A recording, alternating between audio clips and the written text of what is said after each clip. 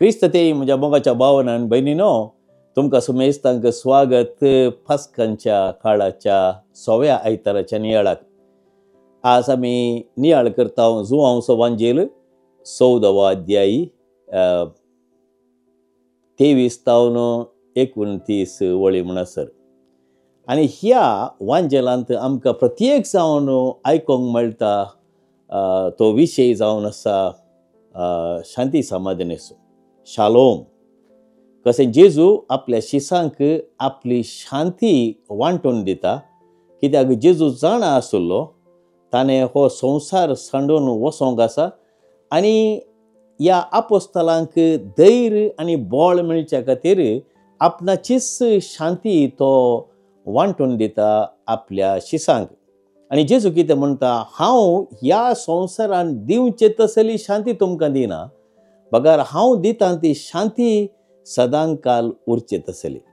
पूण जेजून दिवची शांती आमकां कितें हाडून येता? मोगाळ भाव भयणीनो, मोग, इश्टागत आनी तशेंच बोगसणाचो स्पिरीट, विधेयपणाचो स्पिरीट आनी तशेंच आमच्या जिवितांत आसचो तो उल्हास.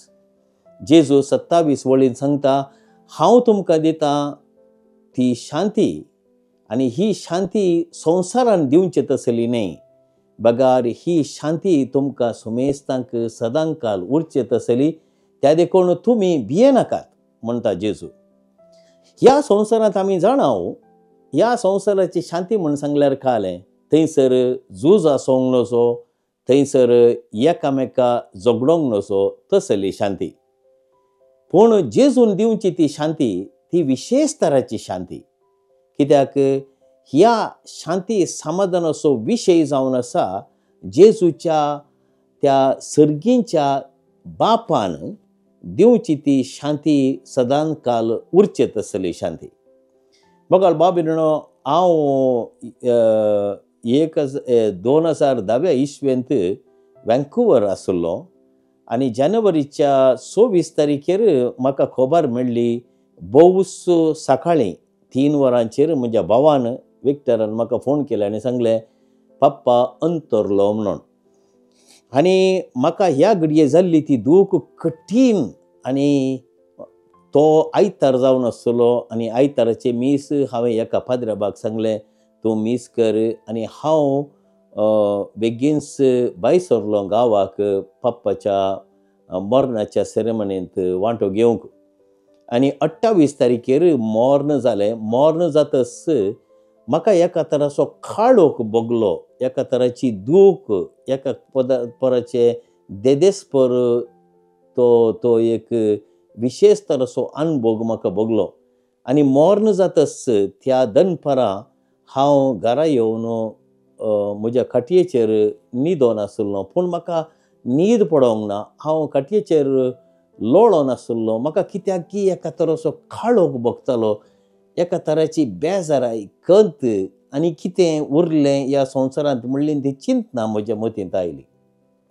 पूण त्या सांजेर सादारण 6-6:30 वरांचेर 28 तारखेर म्हाका उडासा हांव इगर्जेक भायर सरलो आनी थंयसर इगर्जेच्या बॉलकावांत रावोन थोडो वेळ मागणें करून जातच हांवें चिंतलें, हांव एक घडी सिमिस्त्रीक वता म्हणून.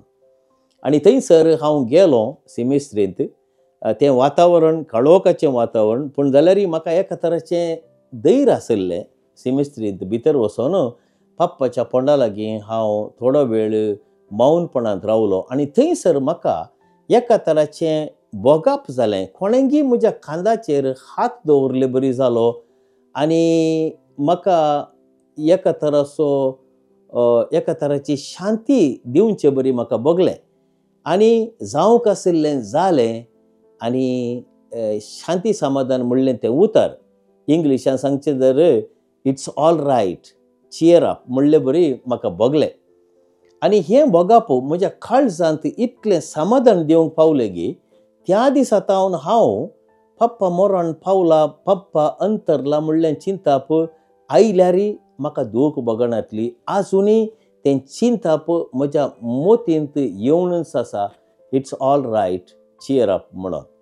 बघा बाबीनो, म्हाका भोगलें त्या घडये पप्पानं म्हज्या खांदार हात दवरलो गी, आत्मीक तरान या जेजून म्हज्या खांदार हात दवरून म्हाका हें शांत समाधान दिलें गी, हांव नेना. पूण त्या घडयेंत म्हाका भोगिल्लें तें समाधान आजुनी म्हज्या काळजांत आसा. म्हणटच आमी केदळा जेजू थंय एकवटी जावन जियेता गी, तेंच उतर जेजू आपल्या आपोस्तलांक सांगूंक आशेलो, हांव तुमकां दितां शांत समाधान. कित्याक जेजू ह्या घडये आपणाच्या आपोस्तलांक सांगूंक पावलो की आपूण वेता बापाच्या घरा, म्हजे मिसांव आनीकी बाकी आसा आनी हांव तुमकां सोडून वेतलो, पूण हांव सदांकाल तुमचे संगी आसतलो. पूण हांव तुमकां शांती दितलो आनी ही शांती संवसारान दिवची शांती न्ही, बगार ती शांती देवा बापातान येवची शांती. त्या देखून आमी पळयता जेजू जिवन जाल्लो शालोम म्हणलो आपल्या आपोस्तलांक आनी तांकां धैर्य दिवन म्हणलो, शालोम, शांती तुमचे सवय आसूं. आनी हेंच उतर आमी परत परत आमच्या मिसा वेळार आमी मीस भेटयता आसतना आमकां आयकोंक मेळटा. तर म्हज्या मोगाच्या भाव भयणीनो, आमी जेजून दिल्ली ती शांती आमच्या काळजांत भोगची कशी? पयल्यान पयलें आमी नियाळ करूंक जाय मागण्या विशयांत, कित्याक मागणें आमकां शांत समाधान हाडटा. आतां आमी हर एका दिसा जायत्या संगतींनी मेतेर जावन आसा. आमचें काम, आमचीं भुरगीं, आमचे कुटुंब, आमचे घरदार, आमचे इश्ट मंत्र आनी आमचो वावर, आमची कश्टी जिणी, आमची दुबळीकाय, आमची बेजाराय, हें सगळें आसा वय. पूण ह्या सर्व संदर्भांनी आमकां एक 10-15 मिनटां मागणें करूंक मेळ्ळें तर खंडीत जावन थंयसर जेजू थंय एकवटीत जावन आसतना ती जेजूची शांती आमच्या काळजांत वाळटा म्हणल्यार कांयच दुबाव ना. तें पयलें. दुसरें, देवाचो शब्द. आजकाल आमी देवाचो शब्द वाचता गे, देवाचें उतर वाचता गे, कित्याक देवाचें उतर वाचल्ल्यांत आमकां थंयसर जेजूच उलयता, देवच आमचे लागीं उलयता आनी ह्या उतरां मुखांतर आमकां शांत समाधानाचें वातावरण आमचें थंय जागरण जाता म्हणल्यार कांयच दुबाव ना. तिसरें, केदळा अवकाश आसा, केदळा एक आमकां फावट आसा. कित्याक आमी मार्केटीक वेता, आमी भुरग्यांक इस्कलाक आपूण व्हरता, इस्कलांतल्यान फाटीं तांकां आपूण हाडटा. पूण ह्या सर्व संगतींनी आमकां एक संदर्भ मेळटा की एक 5 मिनटां इगर्जे लागीं वचोन थंयसर इगर्जेचें दार उक्तें आसल्यार थंयसर भितर वचोन जेजू लागीं थोड्यो वेळ खर्च करूंक हें तिसरें विधान आमकां शांत समाधान हाडूंक पावता. चवथें विधान, मोगाळ बाबीन, आमचे थंय जायती खंत बेजाराय, सलवणी आनी कठिनायेची ते संदर्भ आमचे थंय आसात. पूण जर तर आमी समजोंक शकता हे शांत समाधान आमकां खंय तावन मेळटा. पळय, जायते फावटी हांवें ही एक रीत रिवाज म्हज्या जिवितांत पाळ्ळ्या. केदळा संदर्भ आसा, हांव एक 5 मिनटां सिमिस्त्रेक भेट दितां.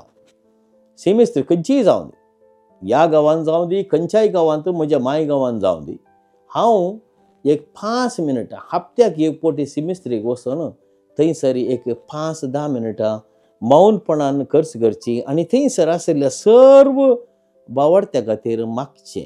हें म्हाका मस्त शांत समाधान हाडून येता. कित्याक म्हूण सांगल्यार आमी जाणा सिमिस्त्रेंत कोण सकडी आसात, थंयसर झगडचे मनीस नात, उलोवचे मनीस नात. थंयसर आसात सगळे देवाधीन जाल्ले मनीस आनी थंयसर एका तरेचें शांत समाधान आसा, सिमिस्त्रीचें वातावरण तें. पूण एक दीस आमी जाणा, एक दीस आमी त्या जाग्याक वचोंक आसा. केदळा आमी थंयसर एक नियाळ करता गी, थंयसर आमकां आमचे थंय एका रितीची बोगणां येतात. कसलीं बोगणां? एक दीस हांवें म्हजें पैन ह्या संवसारांत आखेर करूंक जाय. हांव शाश्वीत ह्या संवसाराक येवना. एक दीस न्हय तर आनी एक दीस म्हाका येतलोच. आनी त्या देखून हांव थाय हेराय करता आसतना म्हजे उरले समस्ये पयस जातात आनी थंयसर जेजूचें तें समाधान म्हज्या काळजांत येता. अशें आमी विविध तरांनी प्रत्येक जावन आमच्या जिवितांत आशिल्ले संदर्भ उपयोग करून मागण्या मुखांतर पवित्र येवकारिस्ता मुखांतर साक्रामेंताक एक भेट दिल्ल्यान आनी तशेंच फावट मेळटा आसतना आमी एक घडी सिमिस्त्रीक वचून थंयसर 10 मिनटां 5 मिनटां खर्च केल्यार खंडीत जावन आमच्या जिवितांत मोगाळ भाव भयणीनो ती जेजून सांगिल्लीं ती उतरां जिवाळ जातात आनी जेजून सांगिल्ले प्रमाणे आमचे थंय ती शांत समाधान येवंक साध्य आसा. आमी ह्या संवसारांत जिवतात आसतना जायते फावटी टेन्शनार आसता, समस्ये येवनूच आसतात, पूण आमी मोतीक समाधान हाडूंक प्रयत्न करूंक जाय आनी प्रत्येक जावन केदळा आमी जेजू थंय एकवटीत जावन जियेतावंगी थंयसर जेजूचें शालोम, जेजूचें शांत समाधान येता म्हणल्यार खंडीत. जेजून जुवांवच्या वांजेलांत 15व्या अध्यायान सांगिल्ले प्रमाणे हांव जावन आसा दाखवाल आनी तुमी तिचे फांटे. केदळा आमी जेजू थंय एक जावन जियेता मोगाळ भाव भयणीनो आमकां खंडीत जावन थंयसर जेजूचेंत तें शांती समाधान जेजून ती उसारलेली उतरां जिवंत जाल्या उपरांत हर एका घडये आपोस्तलांक सांगलें तें उतरां शालोम शांती तुमचे थंय आसूं, म्हजी शांती हांव तुमकां दितां, ती सदां काल तुमचे थंय उरो म्हणलीं ती उतरां आमच्या काळजांत ती आमी आयकल्यां तर खंडीत जावन आमचे थंय जेजूचें शांत समाधान उरता म्हणलें खंडीत. त्या देखून मोगाळ भाव भयणीनो आयच्या ह्या 6व्या आयताराच्या नियाळांत आमी फातर घेता आसतना मागया आमी जेजू लागीं आमकां सुमेस्तांक मेळोंक तें शांत समाधान आमच्या कुटुंबांत, आमच्या शेजारा, आमी काम करच्या जाग्यार आनी तशेंच आमच्या फिरगजेंत आनी आमी खंयसर आमच्या इश्टामंत्रा संगी वेळ पाशार करता थंयसर तें शांत समाधान सदांच वाडोवन दी. जेजूचें शांत समाधान ह्या संवसारान दिवचें शांत समाधान न्ही, जेजूचें शांत समाधान आमचें थंय आसा तर आमी खंयच्याकच बियेसय बीन गरज ना, कित्याक जेजू आमचो सांगाती आमकां खंडीत जावन मुखार वाट व्हरून वेतलो आनी आमकां आमी वेच्या जाग्याक आमकां संपूर्ण तरान पावोवंक तो आमकां आदार दितलो. ह्या कृपे खातीर आयच्या दिसा आमी प्रत्येक सावन मागया. आमेन.